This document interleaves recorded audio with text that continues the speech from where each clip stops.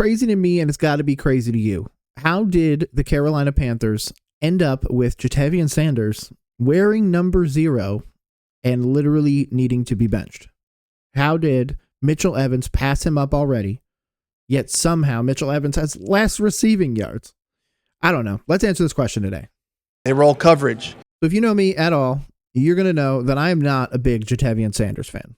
To be honest, coming out of college, out of Texas, I didn't believe in him, didn't believe in Brooks, and so far, that has rung to be true. Let's look at his college stats real quick, though. Freshman year, 12 games, no receptions, no anything, no stats across the board.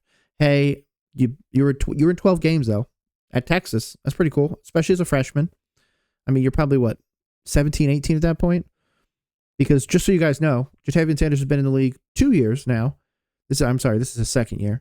And he's only 21, 22. So he's definitely got time to grow.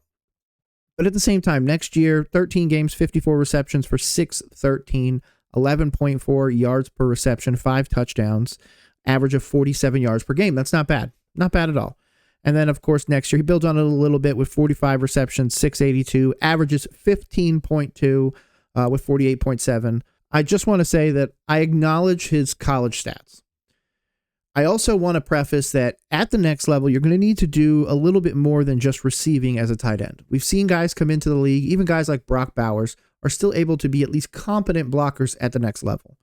And while Ja'Tavion Sanders had a decent moment as a receiver at tight end in college, he really didn't develop that run blocking or pass blocking or anything like that. For example, the stat that I have, PFF graded him, his season-long run blocking grade was 59.7 and is 66% on NFL Draft Buzz.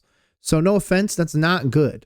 That's not a place where I want to be in a team that's drafting a tight end. Now, obviously, coming into the NFL, he was going to be the heir apparent. Tommy Tremble is constantly hurt.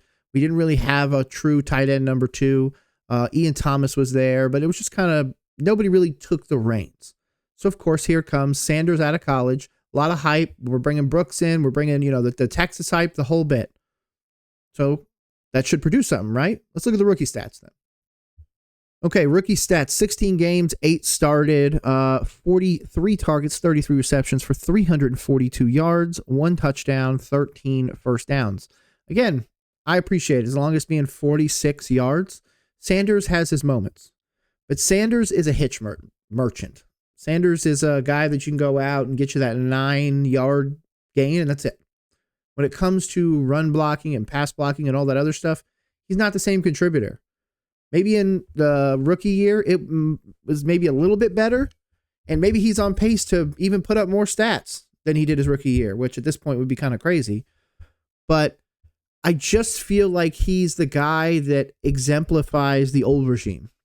Now, I understand he was drafted by Dan Morgan. I do.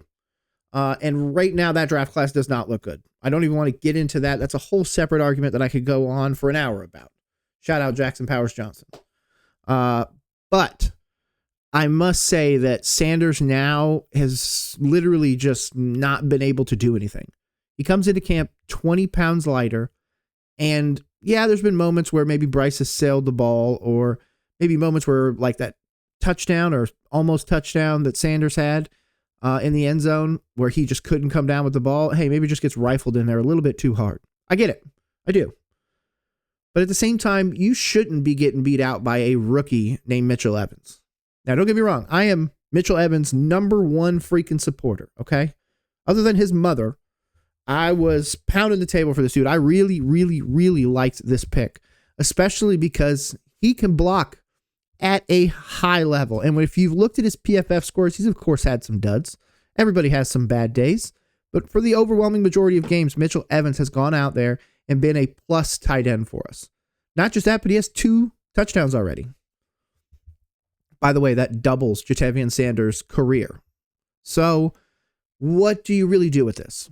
Do you go, oh my God, Sanders sucks, it's time to trade him? No. Maybe we're getting to the point where Tremble needs to retire or maybe take that tight end 2, tight end 3 role.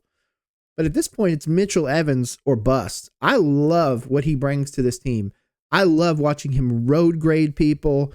It is just absolutely stellar. And of course, he's been able to catch some passes. So shout out to Mitchell Evans. But I want to know your thoughts. Where do you feel like Sanders fits in this offense? I feel like he's genuinely fighting for tight end 2 at this point because, again, I'm going to give the crown to Mitchell Evans until he drops it. I just don't see Sanders getting it. I don't see him taking the reins away from Evans. I don't see this offense taking the step forward and giving him the targets that would merit that anyways. So he's going to have to contribute in ways like run blocking and pass blocking. And losing 20 pounds in the NFL, that changes a little bit, I would assume. Okay, so then obviously we have the Saints at home, which is going to be a blowout, I hope. I hope that this isn't one that I have to deal with Sunday night or Monday morning and make a video where I'm like, what happened? Was this a trap game? Was this this? Was this that?